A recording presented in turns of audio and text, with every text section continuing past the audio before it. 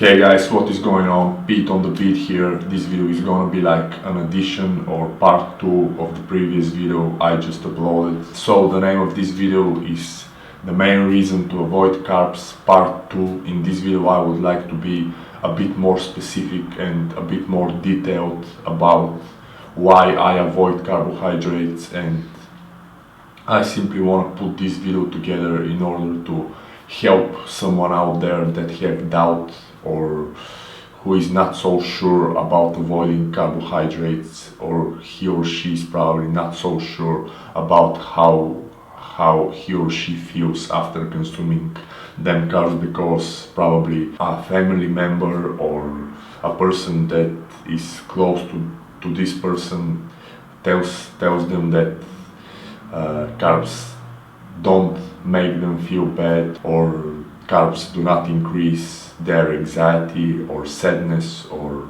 feeling groggy and bad or even aggressiveness.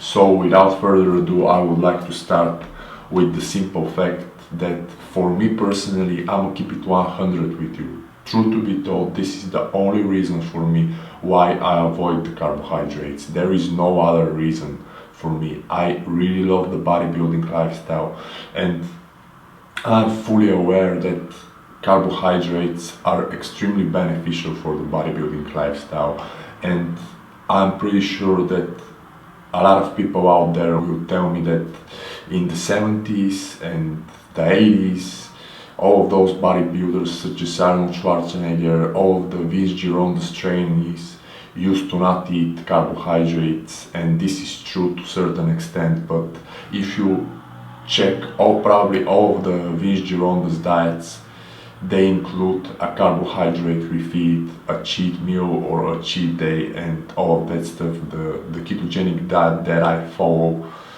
does not include any kinds of cheat meals, cheat protocols, or carb refeeds and that kind of stuff. I do mention that I stay in ketosis probably 80 to 85% of the time during the whole year, and the reason for this is because I do pop out of ketosis in 2016. I stayed out of ketosis for around 2 months or 2 months and a half, something like this. I do not believe in carb refeeds. There is no point for me. And the reason why I got back to ketosis, why I got back to my version of the steak and eggs diet with the sour creams and the 1 meal a day plan, is because I simply noticed a huge increase in my anxiety and depression. I as well noticed a dramatic lowering in my self-confidence, my self-esteem in general. I become a lot more sad, if you will, during this period of time. Yes, I do feel better on carbs, as long as for gym performance, as long as for bodybuilding and all that. But for everything else in my whole life, as long as for producing and composing music, as long as for performing in front of the camera, as long as for how I feel about myself, you have to understand that carbohydrates don't make me feel good about myself. This is something that plays huge role in every person's life. I do not kick ass that well on carbohydrates throughout the day, for example, for putting videos out, editing, being creative with different effects when I edit my videos, being creative when I rearrange my beats or when I mix and master my beats.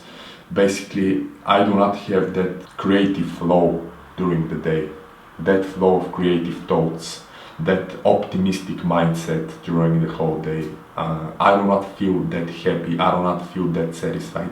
I'm not able to give you any better explication than this. I'm not gonna sacrifice the good life, the productivity, all of the fun moments with my family, the good emotions that I have throughout the day, all of the inspiration for music, for artworks, for developing and updating my whole website on my own and putting all those videos together. I'm not gonna sacrifice, I do not will to sacrifice all this in order to fuller and have a little bit more veins here and there. Ain't gonna happen. If I feel bad about myself, there is nothing that can motivate me. I can watch motivation videos on YouTube whole week and I'm not gonna be able to get anything done if I feel bad about myself. This is it. It's not about health. It's not about that I'm gonna get fat. It's not about that I ain't gonna be lean or something of this that is. It's true to a certain extent, but for me it's nonsense. I ain't gonna get fat with carbohydrates. It's actually the opposite. When I overdo my sour cream and butter, I look a lot more bloated. If I overdo my sodium, my sour cream, and if I go ham on some fatty cheeses.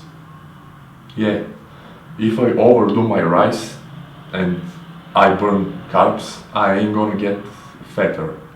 I ain't gonna get more fat. I simply will be a lot more vascular, and I will actually, if I cut my water, I will be a lot drier than before.